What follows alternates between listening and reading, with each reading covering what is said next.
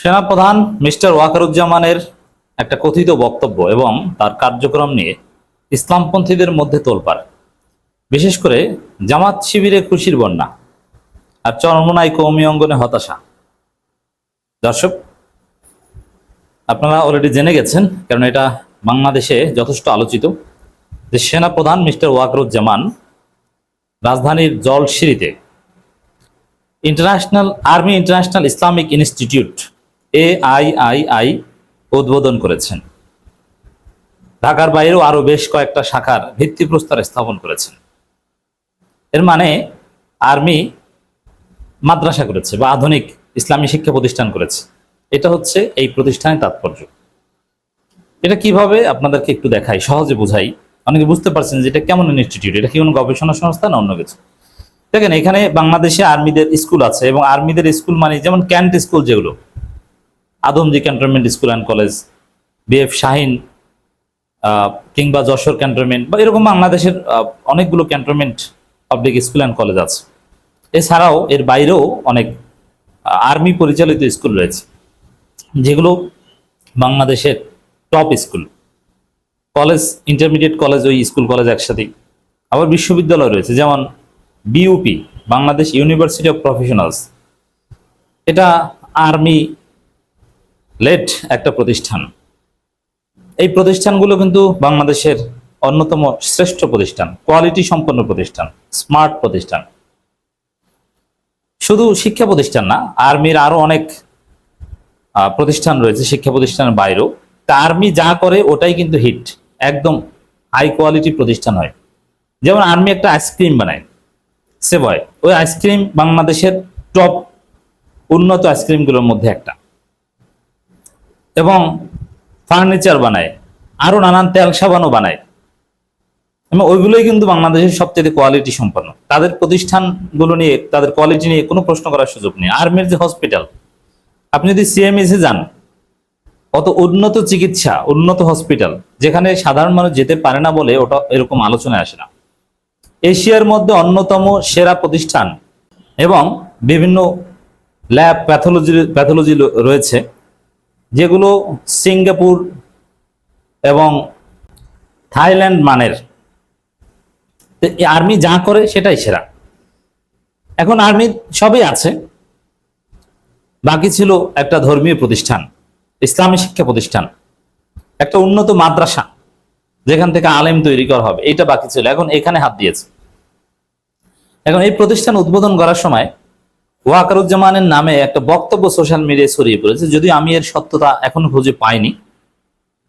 বিভিন্ন ফটোকার্ড দেখা যাচ্ছে যেখানে বলা হচ্ছে যে ওয়াকারুজ্জামান নাকি বেদাত নিয়ে কথা বলেছেন, যে আমাদের নামাজ, রোজা, দোয়া, নানান কিছুর মধ্যে বেদাত ঢুকে গিয়েছে, কোরআন সুন্নাহ ভিত্তিক আমল হতে হবে, একটা সুন্দর ইসলামী সমাজ প্রতিষ্ঠা করতে হবে, এরকম কথাবার্তা নাকি বলেছেন। যদিও আমি অনেক খুঁজেছি, এই বক্তব্যের সত্যতা আমি পাইনি।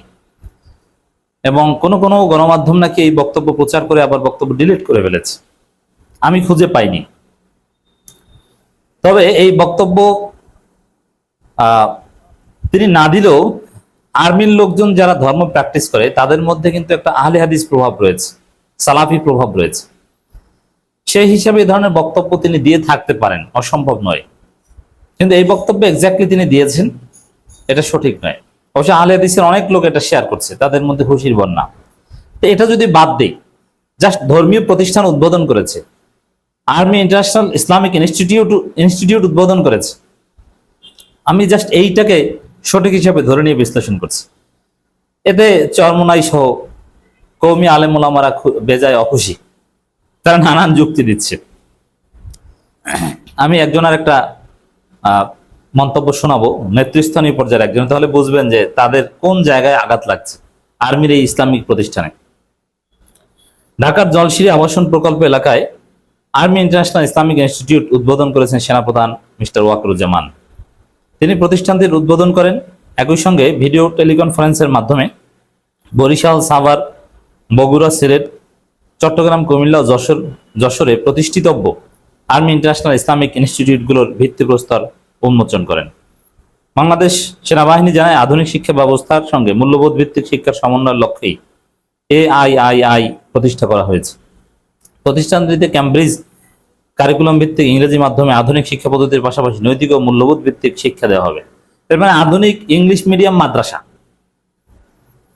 হ্যাঁ, এটা এটা আরো এনলার্জ হবে। এখানে আলাদা ওই বিউপি যেরকম হয়েছে ওই পর্যায়ের প্রতিষ্ঠান এক পর্যায়ে গড়ে উঠবে। এখান থেকে বড় বড় আলেম তৈরি হবে এক পর্যায়ে, কোনো সন্দেহ নেই। বিউপি থেকে এখন বড় বড় স্কলার তৈরি হচ্ছে। ওরকম এই আর্মি ইন্টারন্যাশনাল ইসলামিক ইনস্টিটিউট থেকে যেহেতু তাদের কোয়ালিটি এডুকেশন হবে, এখান থেকে যারা পড়াশোনা করবে তাদের আরবি জ্ঞান, উসুল জ্ঞান অত্যন্ত মজবুত হবে, কোনো সন্দেহ নেই। বড় বড় আলেম তৈরি হবে।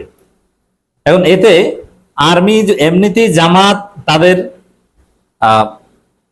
তাদের যে সিলেবাস পদ্ধতি তাতে ট্র্যাডিশনাল হুজুরদের গুরুত্ব অনেকটা কমিয়ে দিয়েছে। কারণ জামাতের লোকজন নিজেরা বই পুস্তক করে নিজেরা অনেক কিছু শিখে।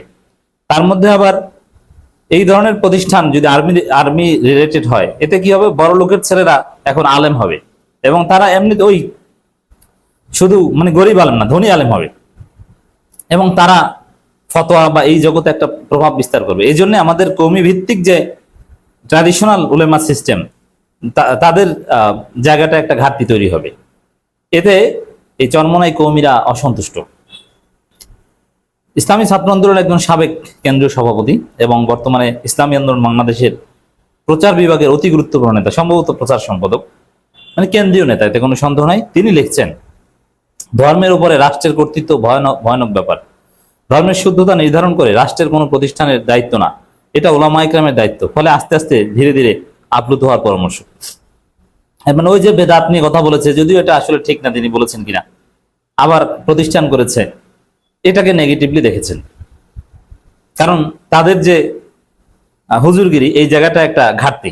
অথচ এরাই কিন্তু বলে যে না, সরকারি প্রতিষ্ঠানগুলোতেও, সরকারি প্রাইমারিতেও ধর্মীয় শিক্ষক নিয়োগ দিতে হবে, অমুক তমুক, আবার কওমিদের নিয়োগ দেওয়ার কথা বলছে।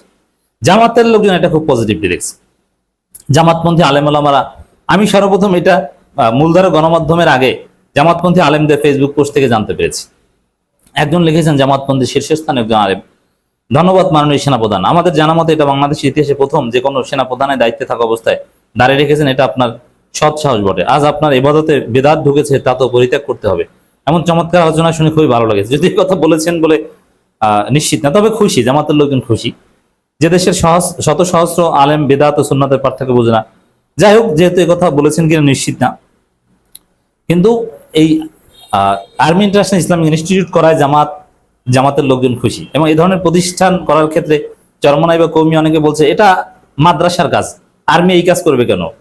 কেউ কেউ যুক্তি দিচ্ছেন যে আর্মির মাধ্যমে একটা প্যারালাল রাষ্ট্র করানো হচ্ছে, তারা অস্ত্র তৈরি করবে, তারা কেন এইসব প্রতিষ্ঠান নিয়ে এসেছে?